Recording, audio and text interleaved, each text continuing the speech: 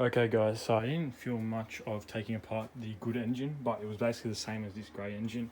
I took the crank out. I measured all the stuff, the bearings are the same size, and so I'm basically at the point where I'm putting a new crank into the motor, and basically this is just going to be set into here, and I'm going to put this case on top and I'll get back to you guys. It shouldn't be hard. I got this gasket here. I should whack this on and we'll see what happens, how it goes. Alright guys, crank's in. It is set into the place and this case is ready to go back on. So once you do that, then crank's gonna be set in place and we should be good to start putting the motor back together. So yeah, the gaskets did hit a bit, so I just trimmed it. I trimmed a bit of the gasket here and here.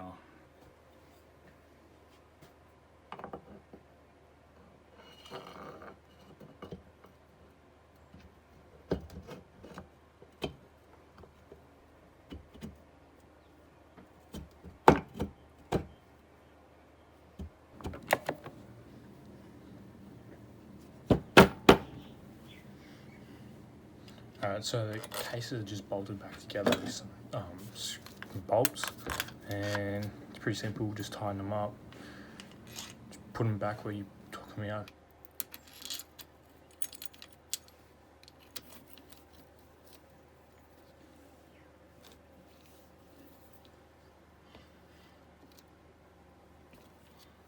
Alright, so this is the actual gear lever, so it's where you kick up with your gears on your foot.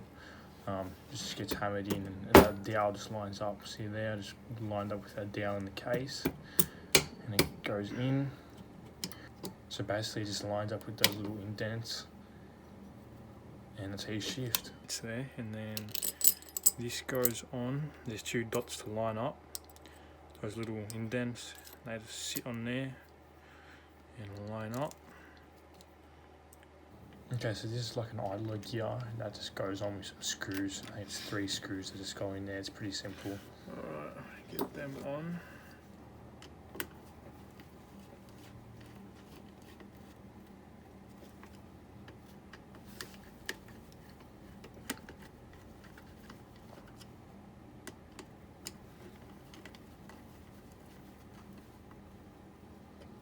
This is a return spring for the Kickstarter, and basically that just goes on, and you got to make sure it's splined. So you pull it back to the indent in the case, and then as I'm doing now, you just pull the spring back, and that sits over that side of the case, and that's how it returns when you kick it.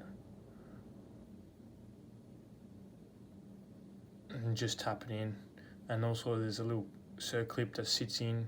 Just put that in some circlip pliers or a screwdriver, just push it in. Goes on, that on, and then this is gear, but the there's actually indents, as you guys can see that. The indented side is faces up, just goes on like that, and then our gear, big gear, sits on top of that. There we go. Okay, so with this, this gear is specific to each crankshaft, and so that's the old one to the left, and that's the new one to the right. See how it's much thinner, the new one? Basically, I just made a little spacer that sits on the crank, so it pushes everything, and all the gears line up. So that gear goes on, and it's keyed, so it's on the system one position. And then the little spacer I made, I just hollowed out with the Dremel, goes on there. Pretty simple. Okay, so yeah, this is the gear that connects the crank to the gearbox, and basically I just used, this is the old one, and I just used the better one, so I had a lot of marking and scoring on one side, so this one was much better.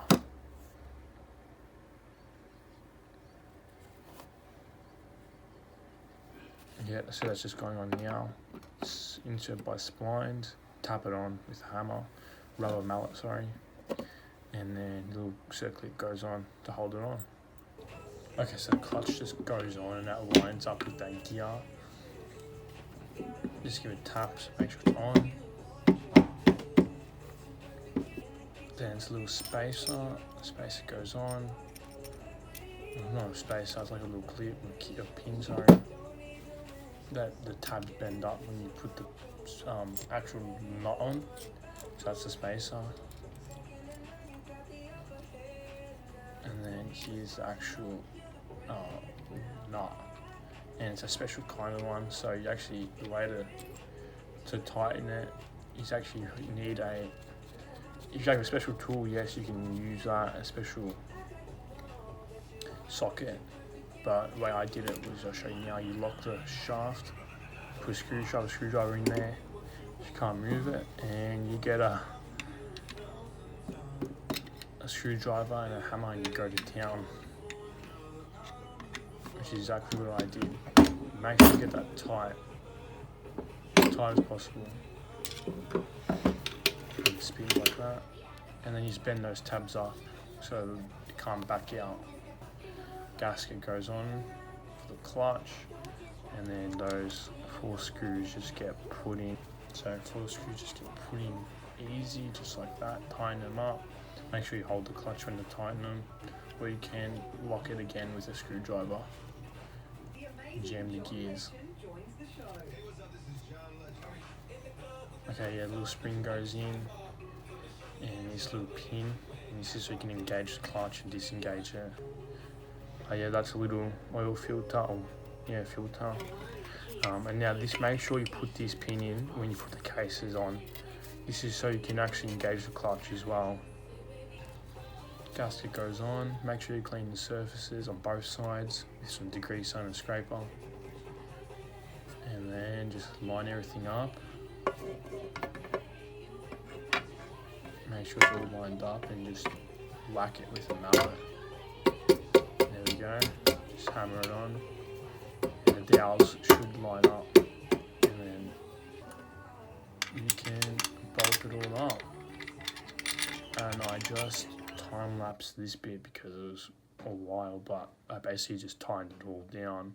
It's pretty simple, and I basically just, there's a little nut that goes on there, I'll show you now. There we go, a little 10mm nut, screw that on and finish that, and it's basically a whole bottom end rebuilt. It's easy. So thanks for watching, and peace. Make sure you stay tuned for the next step, and I'll put back the top end.